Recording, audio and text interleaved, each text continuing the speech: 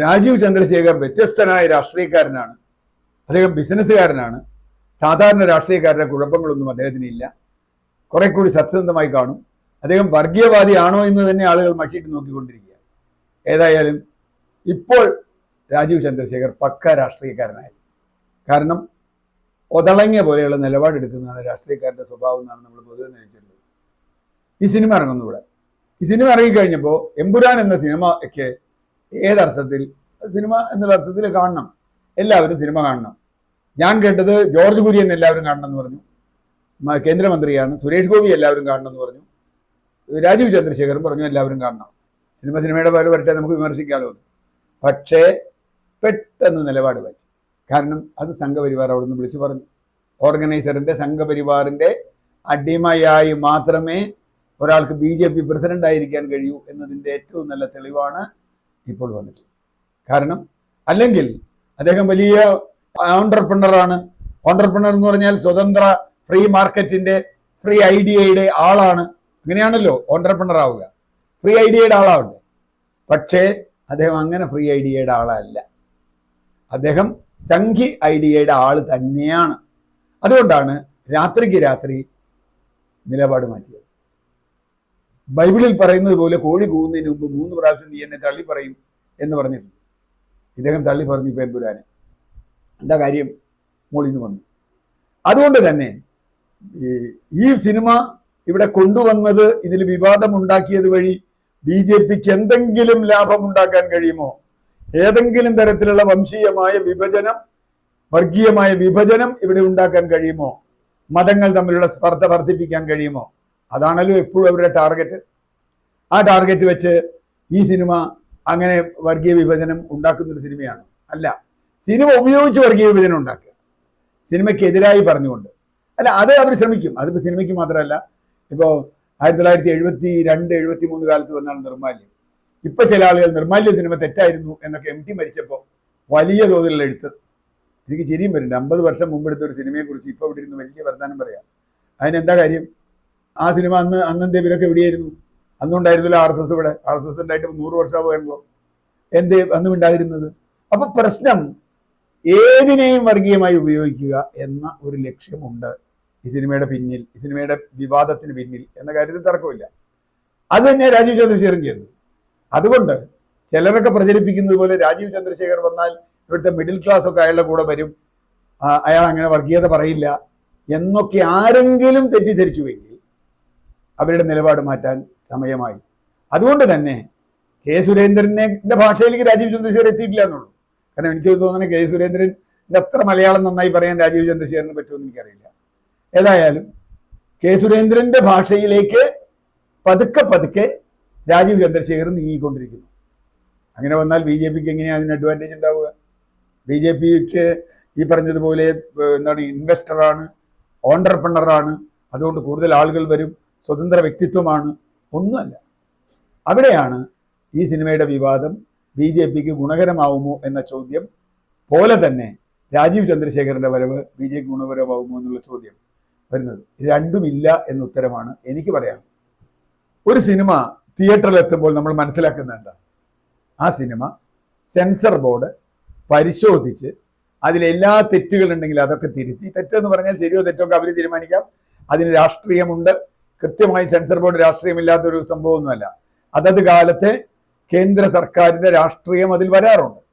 അതുകൊണ്ട് censor board അതൊരു പരിധി വരെ നമുക്കത് അംഗീകരിക്കുന്നു.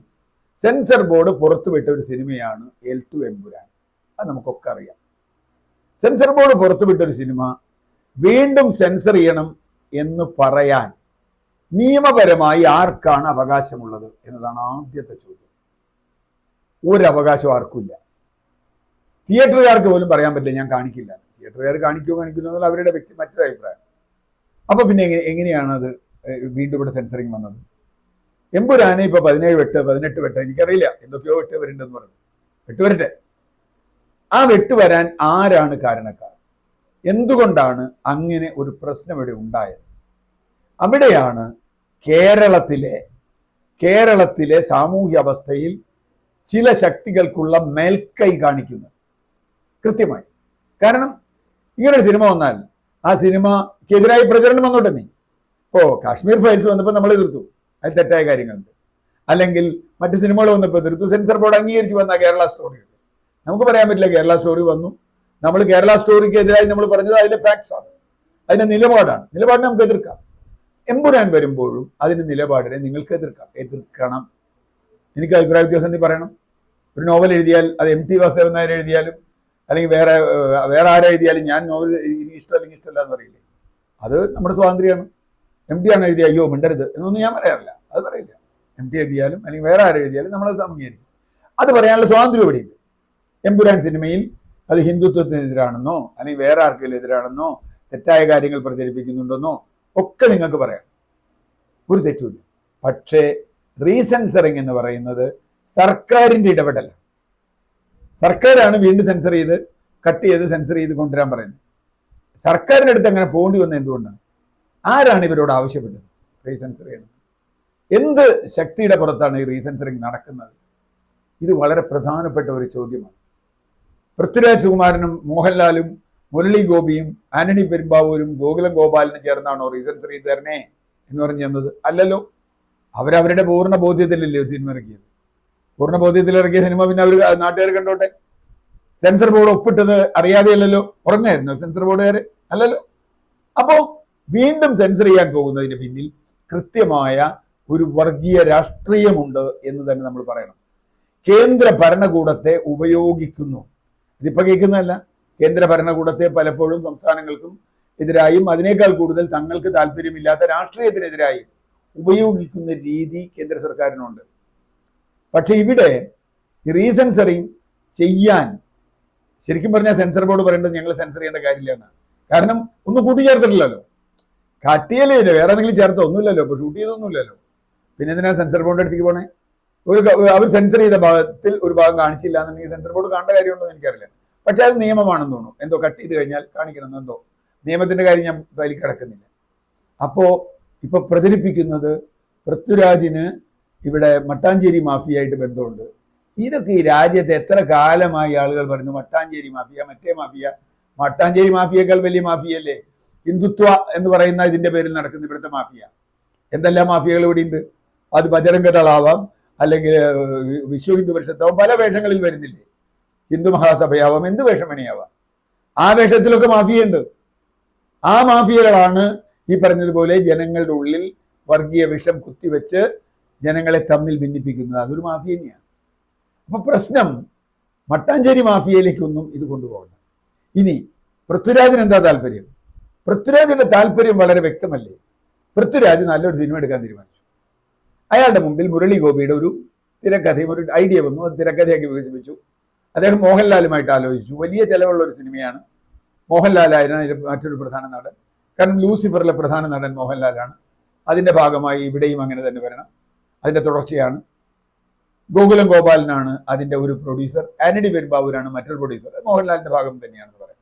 അപ്പൊ അങ്ങനെ വരുമ്പോൾ ആ സിനിമ അവരെടുക്കുന്ന എന്തിനാ? ആളുകൾ സിനിമ എടുക്കുന്ന എന്തിനാ? ജനങ്ങൾ കാണാൻ, ഒരു കാര്യം കാശ് കിട്ടാൻ. ജനങ്ങൾ കാണുമ്പോൾ സിനിമ എടുക്കുന്ന ആളുടെ അഭിപ്രായം എന്താണെന്ന് ജനങ്ങളെ അറിയിക്കാനാണ് സിനിമ എടുക്കുന്നത്. അല്ലാണ്ട് MT വാസുദേവൻ നായരുടെ ഒരു നോവൽ എഴുതി കഴിഞ്ഞിട്ട് ഈ നോവലിൽ ഇന്ന ഭാഗം മാറ്റണം എന്ന് പറഞ്ഞാൽ അയാൾ മാറ്റും. നോവൽ നിങ്ങൾ വേണ്ടി വായിച്ചോ, നിങ്ങൾ തീർത്തോ എന്നല്ലേ പറയുള്ളൂ. സിനിമ ഒരു കലാസൃഷ്ടിയാണ്. ആ കലാസൃഷ്ടി അദ്ദേഹത്തിന്റെ അഭിപ്രായം എന്താണ്? ഇപ്പൊ പൃഥ്വിരാജ് സുകുമാരന്റെ അഭിപ്രായങ്ങൾ, ഇപ്പോ സംഘപരിവാറിന്റെ ഒരു വിമർശനം അദ്ദേഹം ലക്ഷദ്വീപ് വിഷയത്തിൽ ഉണ്ടെന്നേ. പൃഥ്വിരാജ് സുകുമാരന്റെ അഭിപ്രായമുണ്ട്. ഇവിടെ സ്ത്രീകളെ പീഡിപ്പിച്ച, അതുപോലെ സിനിമയിലെ വിഷയം വന്നപ്പോൾ മറ്റാരേക്കാൾ ശക്തമായി പൃഥ്വിരാജ് സുകുമാരൻ നിന്നില്ലേ? സുകുമാരൻ നിന്നല്ലോ. സുകുമാരൻ അതിൽ നിന്നു. ലക്ഷദ്വീപ് വിഷയം വന്നപ്പോ പൃഥ്വിരാജ് സുകുമാരൻ കൃത്യമായി നിലപാടെടുത്തു. എന്താ കാര്യം? അദ്ദേഹത്തിന് നിലപാടെടുത്തൂടെ? അദ്ദേഹം ഒരു ഇതല്ലേ. ഇവിടെയാണ് പൃഥ്വിരാജ് സുകുമാരന്റെ നിലപാട് ഞങ്ങൾക്ക് യോജിപ്പില്ല, ആയിക്കോട്ടെ, അതിനും വിരോധമില്ല. പൃഥ്വിരാജ് സുകുമാരന്റെ നിലപാട് സംഘപരിവാറിന് യോജിക്കുന്നതല്ല. അല്ല, എന്റെ നിലപാട് സംഘപരിവാറിന് യോജിക്കുന്നതല്ല. ഞാൻ സിനിമ എടുത്താൽ സംഘപരിവാറിന് യോജിക്കുന്നവർ മാത്രമേ സിനിമ എടുക്കാവുന്നുണ്ട്. അത് ഫാസിസം അല്ലേ?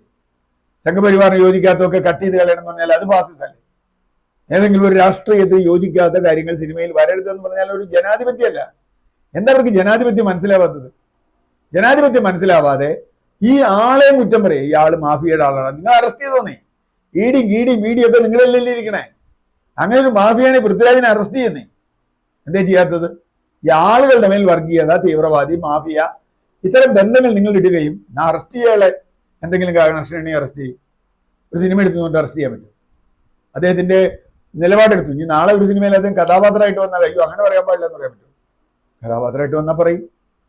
അപ്പോൾ തീർച്ചയായും ഒരു സിനിമ ഒരു കലാസൃഷ്ടിയായി ഒരാളുടെ അല്ലെങ്കിൽ കുറച്ചു പേരുടെ ഭാവനയായി കാണണം.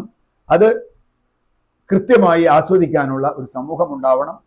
അത് ആസ്വദിക്കേണ്ടവർക്ക് ആസ്വദിക്കാം, എതിർക്കേണ്ടവർക്ക് എതിർക്കാം. പക്ഷെ അത് സിനിമാ തിയേറ്ററിന് പുറത്ത് നടത്തേണ്ട ഒരു കാര്യമല്ല. സിനിമാ തിയേറ്ററിന് പുറത്ത് വന്ന് ഈ സിനിമ കട്ട് ചെയ്യണം, റീസെൻസർ ചെയ്യണം എന്ന് പറഞ്ഞാൽ റീസെൻസർ ചെയ്യുക എന്നതിനർത്ഥം ഇന്ത്യയിൽ ജനാധിപത്യം ദുർബലപ്പെട്ടിരിക്കുന്നു എന്ന് തന്നെയാണ്. സെൻസർ ബോർഡ് ഇപ്പോഴേ സെൻസർ ബോർഡ് കേന്ദ്ര സർക്കാരിന്റെ കീഴിലാണ്, പൂർണ്ണമായും അവരുടെ നിയന്ത്രണത്തിലാണ്. ഇപ്പോൾ ഒന്നുകൂടി നാട്ടുകാരുടെ സെൻസറിങ് വന്നിരിക്കുന്നു. ഇത് ശരിക്കും സെൻസർ ബോർഡിന്റെ സെൻസറിങ് അല്ലല്ലോ, ഇത് സ്ട്രീറ്റ് സെൻസറിങ് അല്ലേ, റീസെൻസറിങ് അല്ലേ, ഇത് സ്ട്രീറ്റ് സെൻസറിങ് ആണ്. ഈ സ്ട്രീറ്റ് സെൻസറിങ് അത് നമ്മൾ ലിഞ്ചിങ് എന്നൊക്കെ പറയില്ലേ, മോബ് ലിഞ്ചിങ് എന്നൊക്കെ പറയുന്ന പോലൊരു സംഗതിയാണ്. വേറെ തരത്തിലുള്ള മോബ് ലിഞ്ചിങ് ആണ്. മോബ് ലിഞ്ചിങ് തെറ്റാണ്. ഇപ്പോൾ പാവം ചില ആളുകൾ മാംസം വാങ്ങിക്കൊണ്ടുപോയാൽ ഇയാളത് ബീഫാണ് എന്ന് പറഞ്ഞ് കുറേ ആളുകളെ അങ്ങ് ആക്രമിക്കും. അത് കഴിഞ്ഞാൽ അത് ചിക്കനാണോ മറ്റേ മട്ടനാണോ പറഞ്ഞാലൊന്നും കാര്യമില്ല, ആക്രമിച്ച് ഇയാളെ കൊന്നു കഴിഞ്ഞാൽ പിന്നെ പോലും ചെയ്യാൻ പറ്റും. അതുപോലെ മോബ് ലിഞ്ചിങ് ആണ്. ഇത് റീസെൻസറിങ് ആ വാക്ക് ഉപയോഗിക്കാൻ പാടില്ല എന്ന് ഞാൻ പറയുന്നത്. ഇത് മോബ് സെൻസറിങ് ആണ്, സ്ട്രീറ്റ് സെൻസറിങ് ആണ്. അത് ജനാധിപത്യത്തിൽ നിയമവാഴ്ചയിൽ പറഞ്ഞിട്ടുള്ളത് അല്ല.